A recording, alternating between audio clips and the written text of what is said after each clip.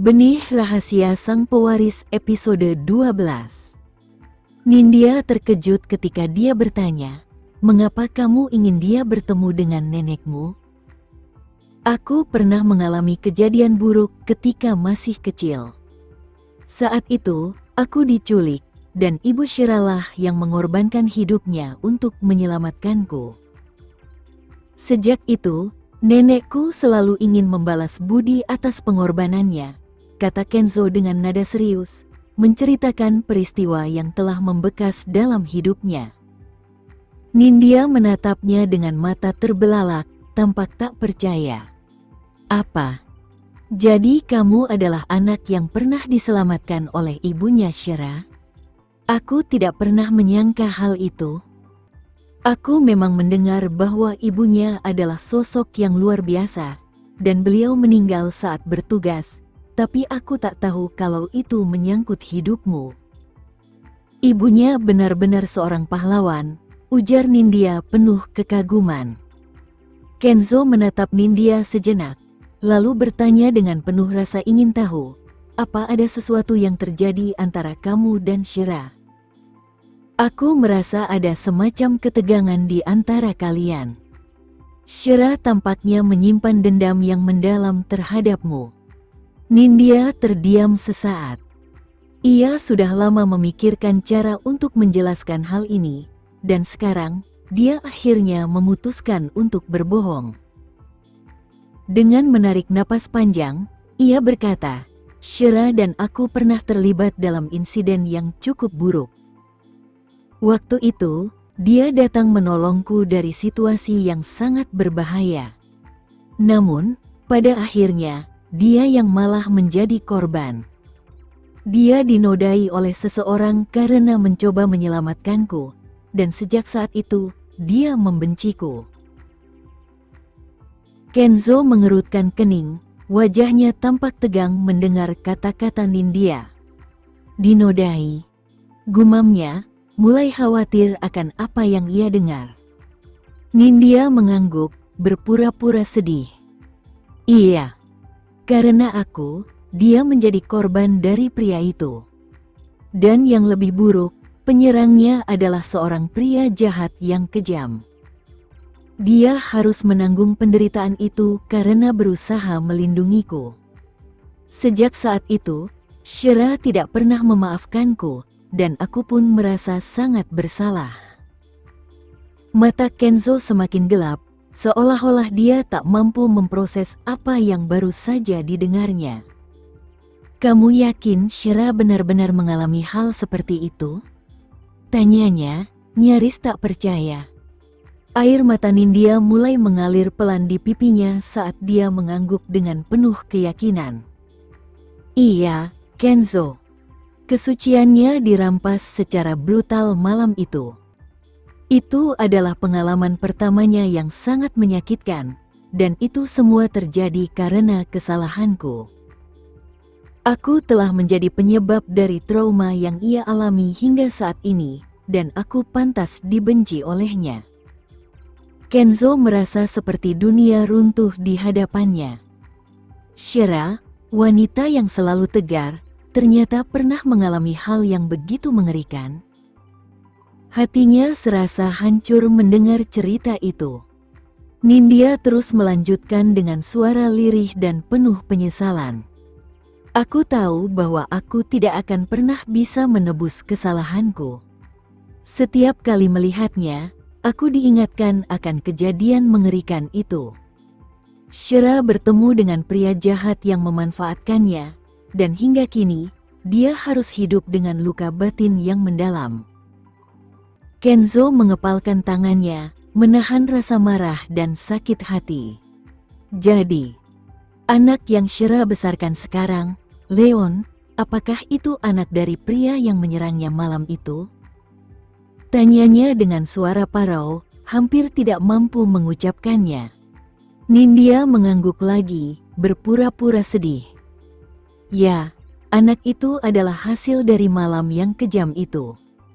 Shira tidak pernah berbicara tentang siapa ayah dari anaknya, dan aku yakin itu karena rasa sakit yang mendalam. Aku benar-benar bersalah atas apa yang terjadi padanya. Kenzo merasa tubuhnya gemetar. Ia tak menyangka bahwa wanita yang selama ini ia kenal sebagai sosok kuat ternyata menyimpan beban yang begitu berat.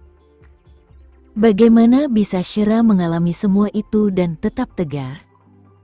Namun, meskipun rasa simpati dan kepeduliannya terhadap Shira semakin besar, ia juga tak bisa mengabaikan perasaan sakit dan kebingungan yang muncul di dalam dirinya.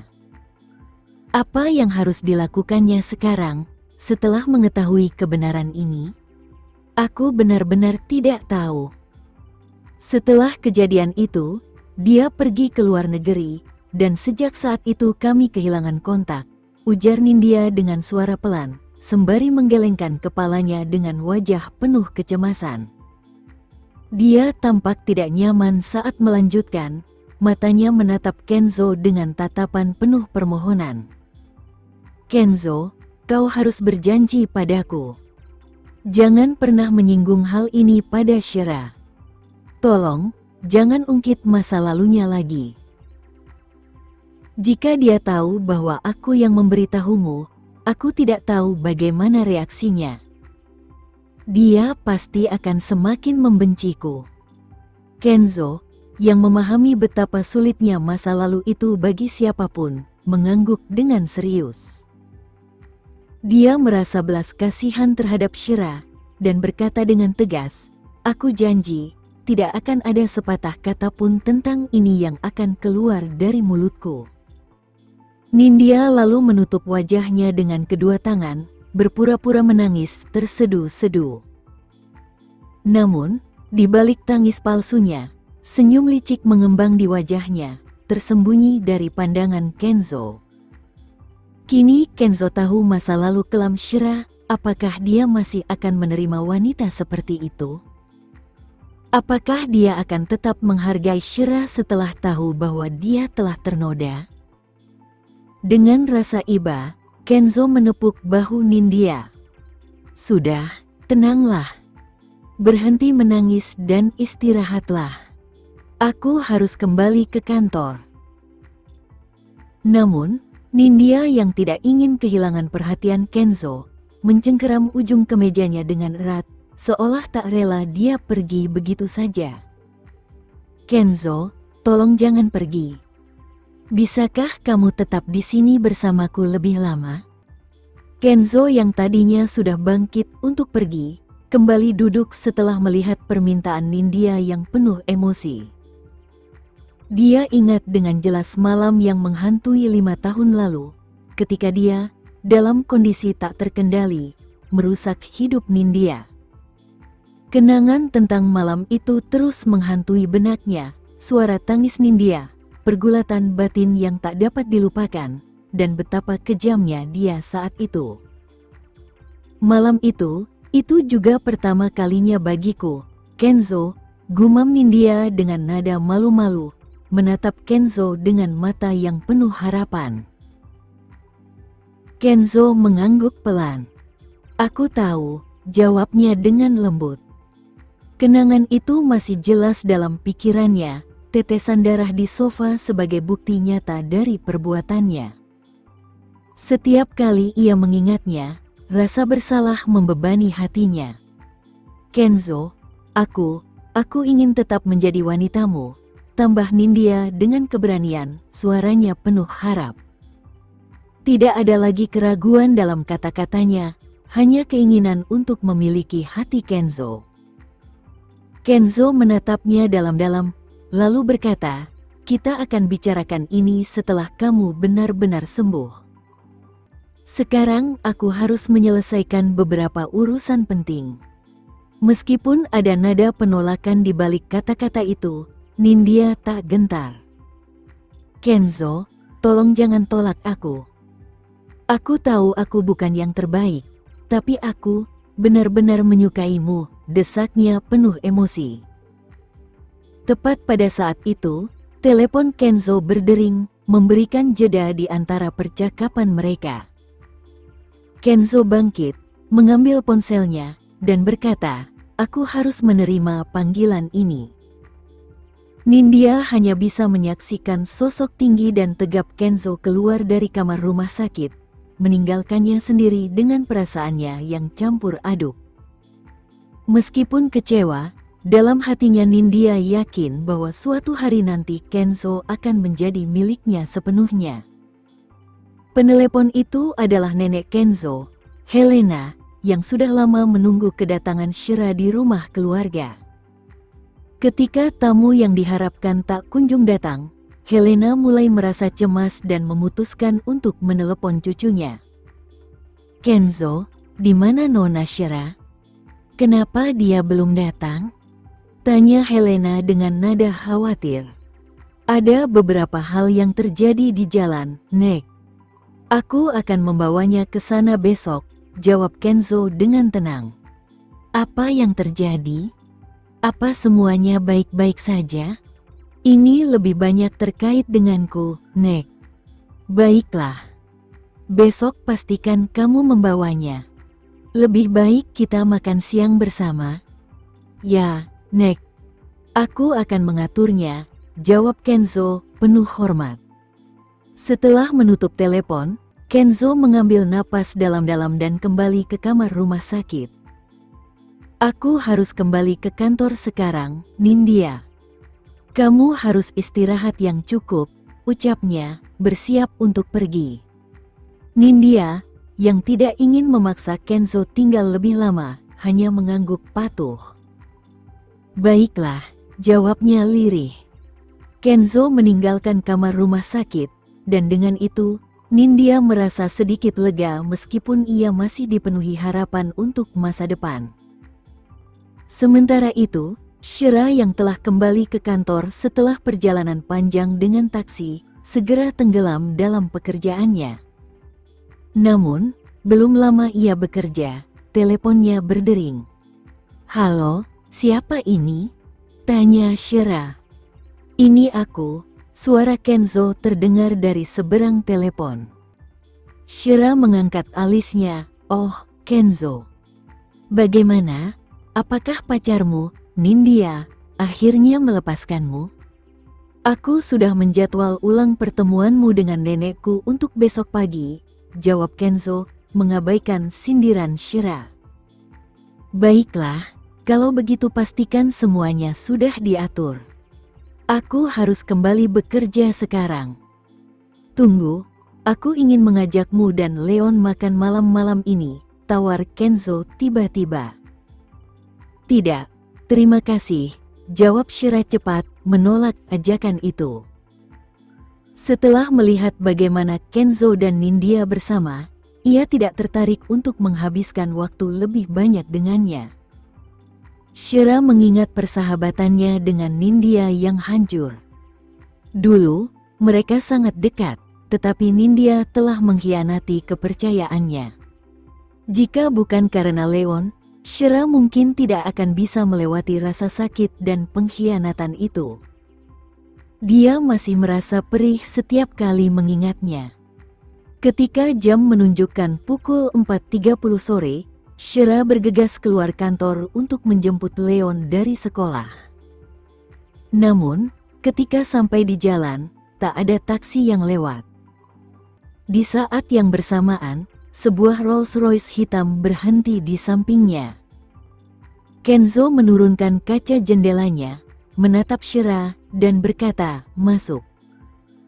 Shira melambaikan tangannya. "Tidak perlu. Aku lebih suka naik bus." Namun, Kenzo menghentikan mobil, keluar dari kendaraan, dan berjalan menghampiri Shira. Sebelum Shira sempat mengatakan apa-apa, Kenzo membuka pintu mobil dan dengan cepat menggenggam pergelangan tangannya, mendorongnya masuk ke dalam mobil.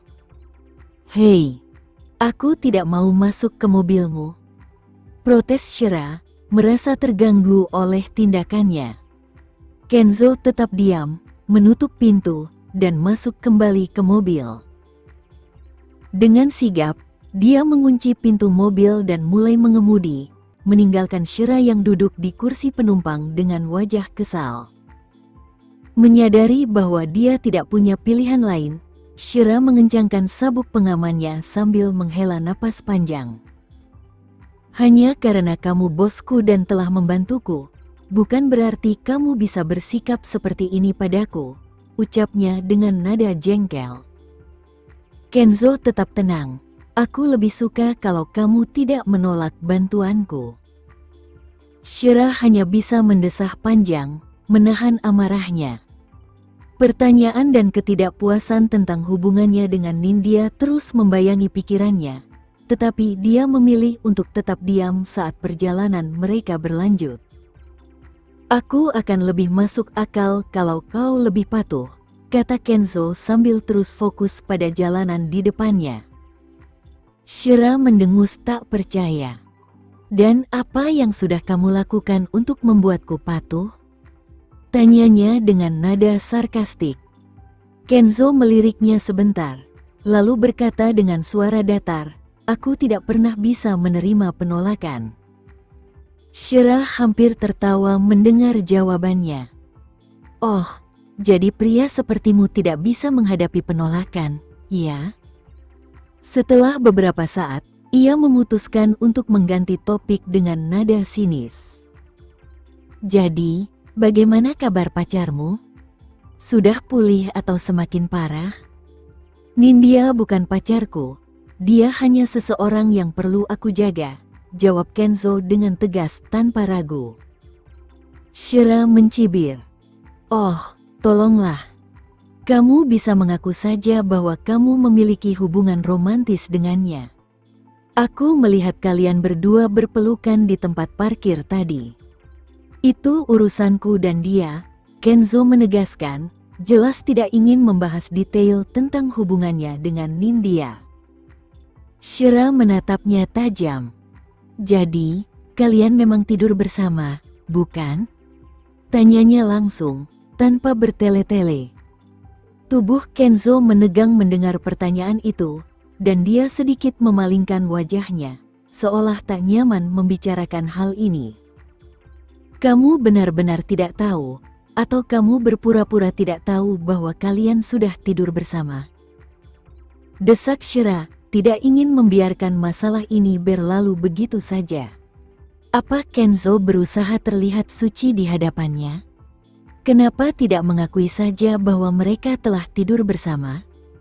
Aku tidak ingin membahas hal ini, jawab Kenzo dengan nada tegas, menandakan ia ingin menghentikan pembicaraan itu. Shira mendengus sinis. Ayolah, akui saja perbuatanmu. Kalian pria memang sama saja, semua sampah. Namun, Kenzo tampaknya tidak terpengaruh oleh kata-kata itu. Hei, jangan generalisasi semua pria seperti itu, katanya pelan, mencoba meredakan ketegangan. Shira menggigit bibirnya, memutuskan untuk tidak melanjutkan debat.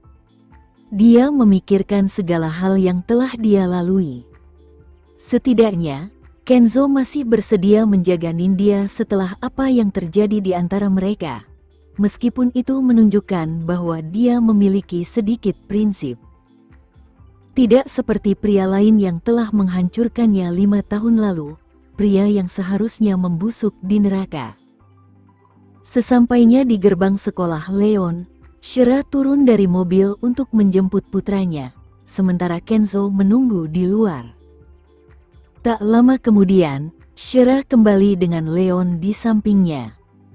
Ketika Leon masuk ke dalam mobil, dia menyapa sopan, "Halo, Tuan Wiharja." Kenzo menoleh, menatap si kecil yang begitu menggemaskan dalam balutan seragam sekolahnya. Seketika, ia merasakan sedikit iri di dalam hatinya. Bagaimana hidupnya akan sempurna jika ia memiliki seorang anak seperti Leon? Setelah membuat reservasi, Kenzo membawa mereka ke restoran. Selama perjalanan, Leon dengan antusias menceritakan tentang hari-harinya di sekolah, termasuk keberhasilannya memenangkan kompetisi makan siang. Shira tersenyum penuh kasih, lalu mencium kening putranya. Kerja bagus, nak. Teruskan semangatmu. Terima kasih, Mama. balas Leon penuh semangat, sambil mengangguk mantap. Setibanya di restoran, mereka duduk di meja yang telah dipesan sebelumnya. Kenzo segera memesan makanan untuk mereka. Sepanjang makan malam, Shira tak lepas dari mengawasi putranya, memastikan bahwa Leon makan dengan baik dan tidak berantakan. Bagaimanapun, dia adalah seorang ibu, dan naluri keibuannya membuatnya selalu memperhatikan putranya di atas segalanya. Di sudut restoran, seorang wanita muda dari keluarga kaya menatap mereka diam-diam.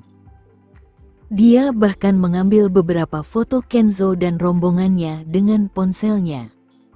Wanita ini adalah seseorang yang pernah mempermalukan Shira di sebuah pameran perhiasan beberapa waktu lalu.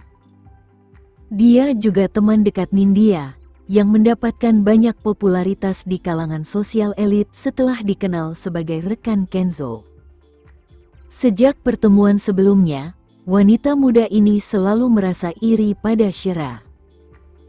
Kini, perhatiannya sepenuhnya tertuju pada mereka, terutama pada Leon.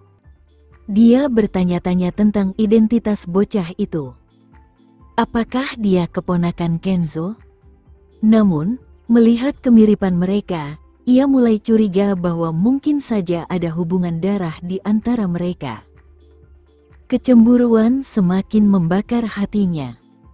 Wanita muda itu memotret beberapa kali lagi dan segera mengirimkan semuanya kepada Nindya dengan pesan yang berbunyi, "Nona de Agres, kamu sebaiknya mengawasi Priam 7, karena wanita ini tampaknya berusaha merayunya."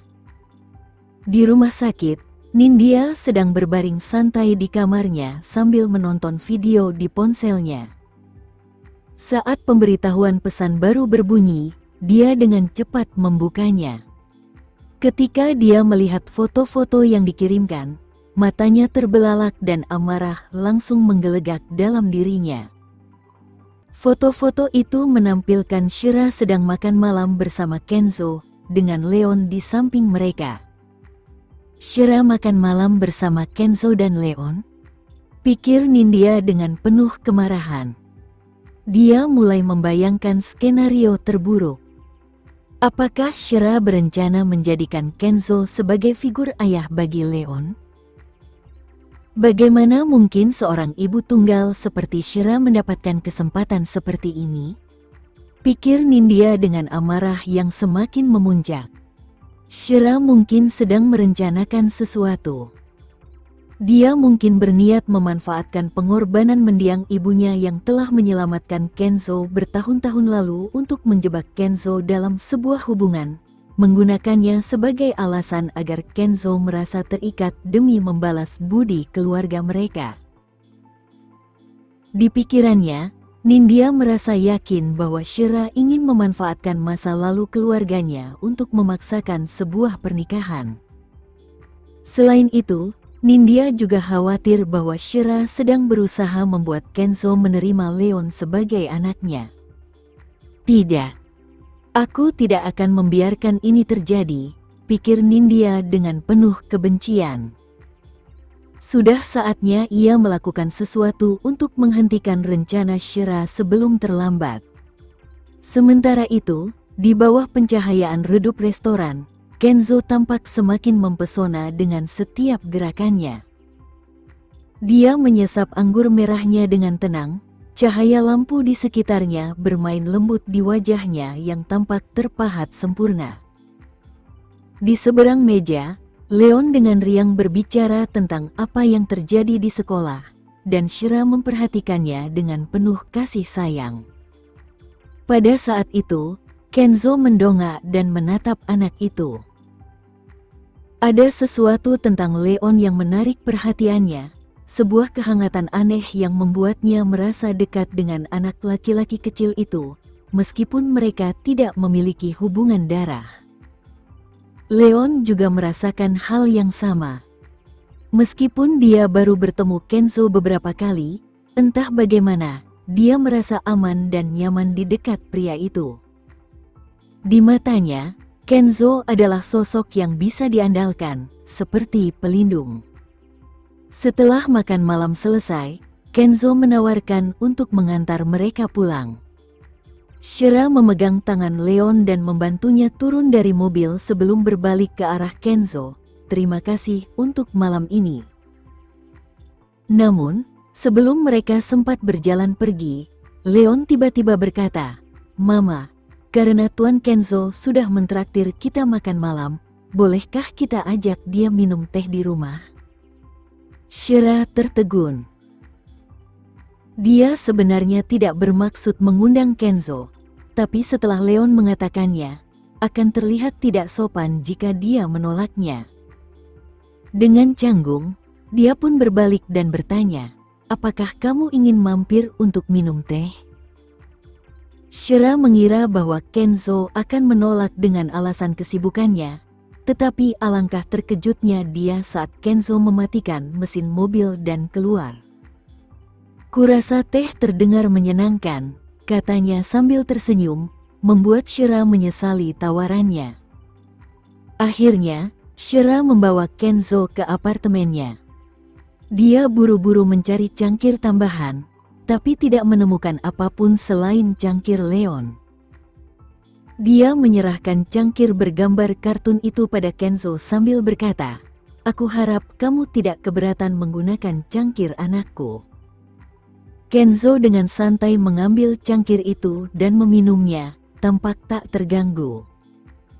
Sementara itu, Leon sibuk dengan balok-balok mainannya di samping sofa, tertawa kecil sambil menyusun bangunan imajinasinya. Dia melirik kotak-kotak mainan yang ditumpuk di sofa, dan sekilas, tidak ada satupun yang tampak murahan.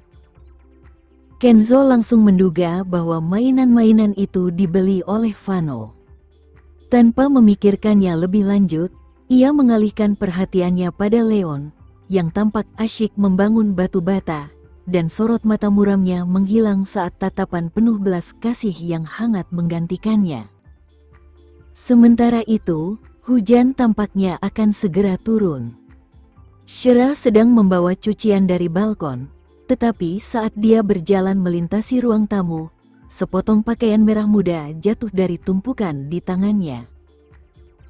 Dia tidak memperhatikan ini, tetapi Kenzo, dengan mata elangnya, memperhatikannya. Kain merah muda yang jatuh adalah pakaian dalam wanita.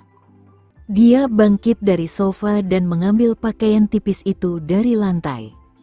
Kemudian, dia berjalan ke kamar mengejar Shira dan berkata, "Hei, kamu menjatuhkan ini."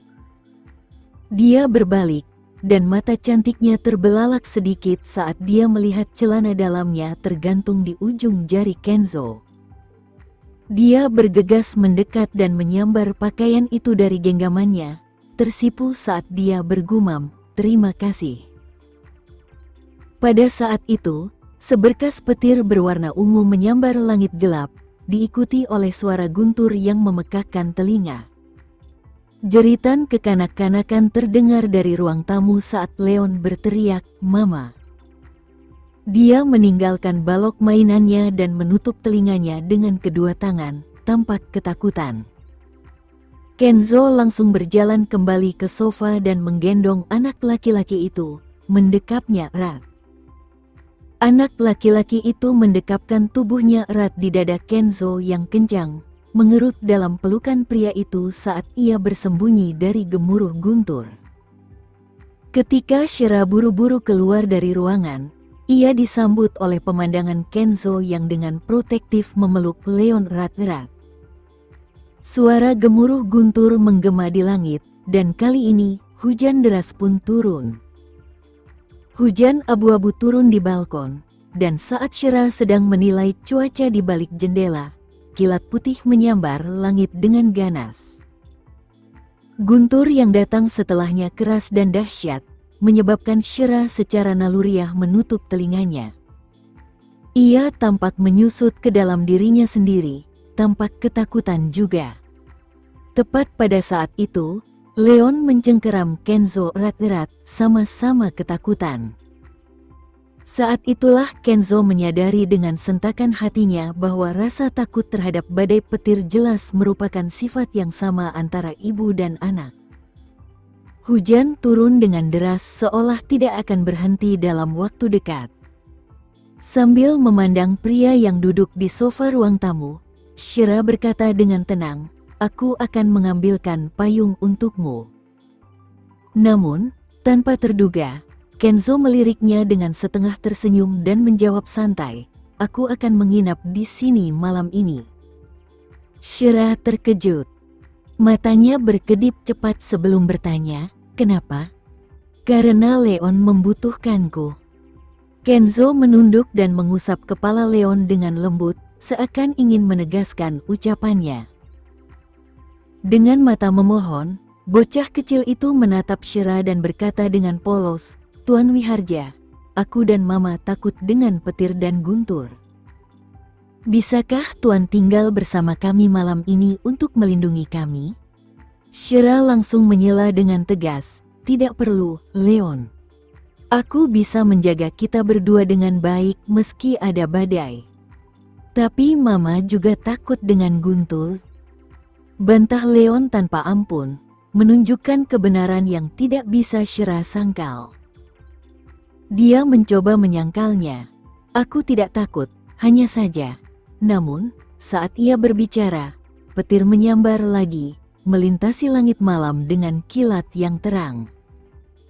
Tak lama setelahnya, guntur menggelegar begitu keras, membuat Shira tanpa sadar menutup telinganya dengan cepat, tubuhnya bergetar karena takut. Ketika guntur mereda, Shira menoleh ke Kenzo, yang menatapnya dengan mata berkilat geli. Wajahnya memerah karena malu. "Tapi, intinya kamu tidak bisa tinggal di sini. Rumahku tidak cukup nyaman untuk semua orang." Kenzo hanya mengangkat bahu dan tersenyum tipis. "Aku akan pergi setelah guntur berhenti," ucapnya penuh keyakinan. Melihat Leon yang memeluk Kenzo erat, Shira akhirnya mengalah. "Baiklah. Kamu tak mungkin bisa kembali ke mobilmu dengan hujan seperti ini." Shira lalu meninggalkan mereka di ruang tamu, berjalan menuju kamarnya sendiri. Saat dia melihat-lihat kamarnya, dia mendapati pakaian yang diambil Kenzo sebelumnya, dan tanpa disangka-sangka, di antara tumpukan baju, ada pakaian dalam yang tidak sengaja terselip. Dia mendesah, merasa ingin menendang dirinya sendiri karena kelalaian itu. Di luar, hujan masih mengguyur deras, dan guntur sesekali menyambar. Sebuah peringatan badai telah dikeluarkan, memperingatkan orang-orang untuk tetap berada di rumah sepanjang malam. Shira merenung, "Aku tidak mungkin membiarkan Kenzo tinggal di sini semalaman, bukan? Kalau sampai orang lain tahu, mereka akan mengira yang tidak-tidak. Apalagi, apartemenku kecil.